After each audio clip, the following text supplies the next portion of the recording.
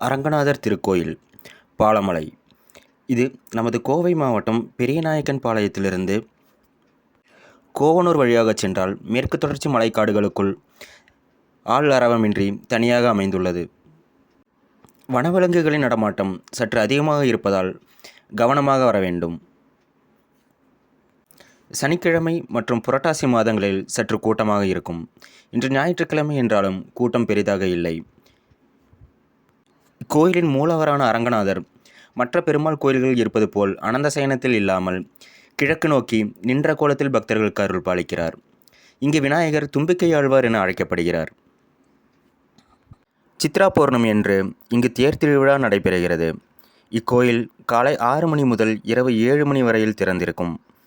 இக்கோயில் மேற்கு தொடர்ச்சி மலையின் ஒரு அடர்ந்த வனப்பகுதியில் அமைந்திருப்பதால் இங்கு யானை, சிறுத்தை, காட்டு மாடு போன்ற பல விலங்குகள் சாதாரணமாக சுற்றித் திரிகின்றன.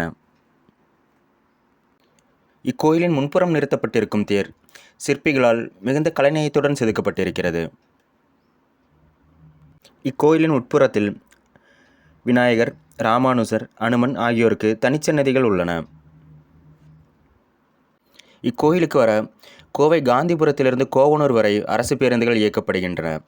மேலும் கோத்தகிரியிலிருந்து கோயில் வரை சிற்றுந்துகள் இயக்கப்படுகிறது.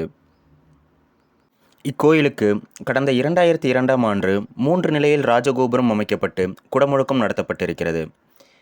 இக்கோயிலின் தலவிருட்சம் காரைமரம். அர்த்த மண்டபத்தில் சக்கரத்தாழ்வாரும் யோக நரசிம்மரும் காட்சி தருகின்றனர். இங்கு ஆங்காங்கே பாரிஜாத மலர்கள் நிறைய சிதறி கிடக்கின்றன. சொர்க்கவாசல் வைகுண்ட ஏகாதசி என்று திறக்கப்படுகிறது. இக்கோயிலில் 12 ஆழ்வார்களின் திருமேனிகளும் இது போன்ற பல சிறு சிற்பங்களும் அழகிய முறையில் வடிவமைக்கப்பட்டு வர்ணம் பூசப்பட்டிருக்கிறது. இங்கு புரட்டாசி சனிக்கிழமை, கிருஷ்ண ஜெயந்தி, அனுமன் ஜெயந்தி, வைகுண்ட ஏகாதசி, தீபாவளி, பொங்கல் ஆகிய நாட்களில் சிறப்பு பூஜைகள் நடைபெறுகிறது. இங்கு தினமும் 3 கால பூஜை நடைபெறுகிறது. கோயிலின் இடதுபுறத்தில் ஒரு சிறிய ஆசிரமமும் அமைந்திருக்கிறது. ஆசிரமத்தை கடந்து சென்றால் இது போன்ற அழகிய காட்சிகள் பல இருக்கின்றன. அடர்ந்த வனப்பகுதி. ஆசிரமத்திலிருந்து சிறிது தூரம் வனப்பகுதிக்குள் நடந்து சென்றால் ஒரு சிறு குளமும் இருக்கிறது.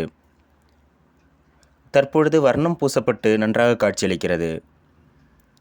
முன்பெல்லாம் இது ஒரு அமானுஷ்யமாக காட்சியளித்துக் கொண்டிருந்தது.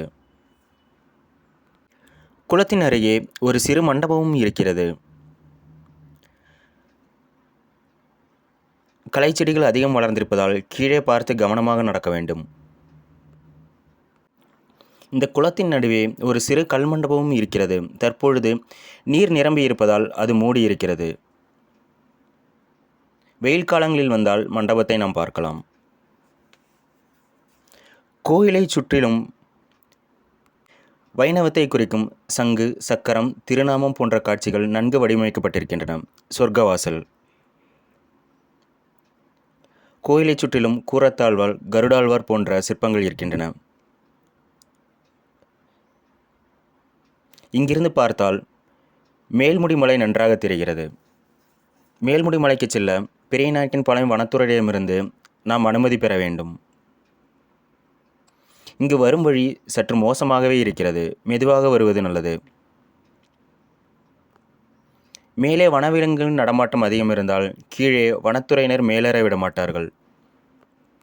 கோயிலின் அருகே ஒரு சிறு மலை கிராமமும் இருக்கிறது.